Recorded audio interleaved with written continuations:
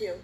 So this is parashat mishpatim, and mishpatim are the laws. The parsha is about the laws of daily living. So there are the laws of marriage, the laws of employment, the laws of lost property, the laws of financial practices. And what we learn in this parsha is that really the bottom line of all the laws is that kindness and compassion overrule and are the driving force of the way we see the world and the way that we act in the world. So for instance, in chapter 22, verse 25, we see that kindness supersedes the rules of property. If you take a neighbor's garment as a pledge, you must restore it to him before nightfall, because that's his only covering. And where is he going to sleep? When he cries to me, I will hear, for I am gracious. So here we learn, okay, we took the garment, but make sure that whoever you took it from isn't going to be cold, because you have their garment. And then in verse 9, what I just read, chapter 23, verse 9, V'hager lo tilchatz, don't oppress the stranger. And we know over and over we're told to not oppress the stranger because we ourselves were strangers in Egypt. But here it says, V'atem yidatem et nefesh hager, ki gerim hayitem be'eretz Mitzrayim. Because you know, and the word know is da'at. So it's not just knowing, it's intimate knowing. It's the intimate knowing. Atem yidatem et nefesh hager. You intimately know the soul of the stranger. You intimately know what the experience is of being a stranger. So this verse teaches us empathy. Empathy is about understanding another person's experience as if it is your own. And then the last verse that I read, 23:12, says that we take Shabbat not only for our rest, but for the rest and refreshment of our animals, our workers, and our gerim, the strangers. So where do we ever hear that we are incumbent? It is incumbent upon us to let our animals rest. Our animals cannot work all the time, 24/7. They're not our personal beasts of burden. They also have souls. They also have lives that need to be honored, and they also deserve a Shabbat. So Parashat Mishpatim teaches us that God's mitzvot lead us to a life of justice, integrity, and compassion. And now I'd like to do a little bit of a teaching from Rabbi Levi Yitzchak of Berdichev. And I'm in a little chavruta with Rabbi Chaya Gusfield, who's here today. And we're studying Rabbi Levi Yitzchak.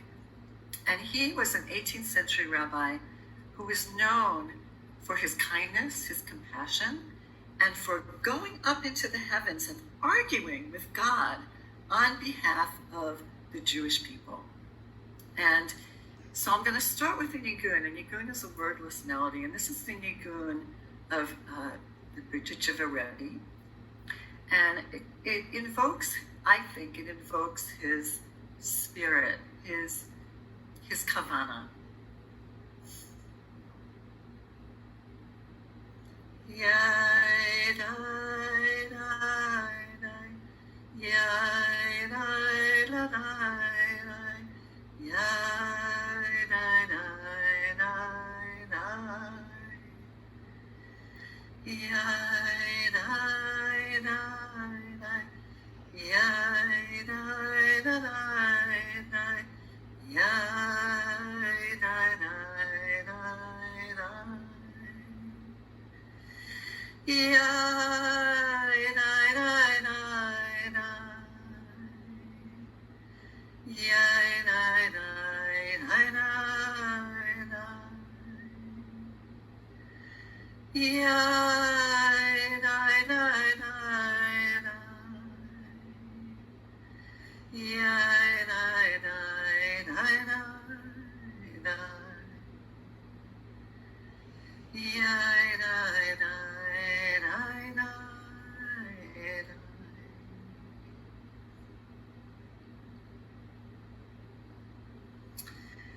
So Reb Levi Yitzchak teaches in chapter 24, verse 17, it says, Umar'ed kavod Adonai ke'ish ochelet berosh hahar la'enei b'nei Yisrael. And the appearance of the glory of God was like a devouring fire on the top of the mountain in the eyes of Bnei Israel, of the children of Israel. So Rabbi Levi Yitzchak takes the word umar'eh, which is translated as the appearance, and he makes a play on that word. Instead of appearance, he translated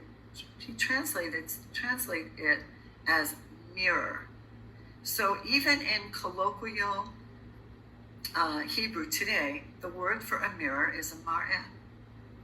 So a mirror is something that reflects what is before it. So he translates or explains drashes on this sentence that our devotion, our service, our spiritual fire to and with the Holy One, our fire for the mitzvot and for the mishpatim, reflect back to us in God's glory and light our inner fire. Our inner fire lights God's inner fire, which lights our inner fire. Measure for measure, midah keneged midah. It's all in response. We respond to God, God responds to us in like a holy circle. And we say, as below, so above, as above, so below.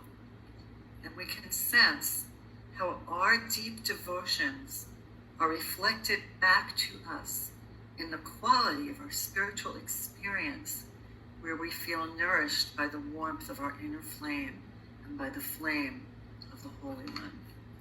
So may we be blessed to experience that deep inner flame and that reflection from God to us and from us to the Holy One, so that we are all on fire with our holy devotion. Shabbat Shalom.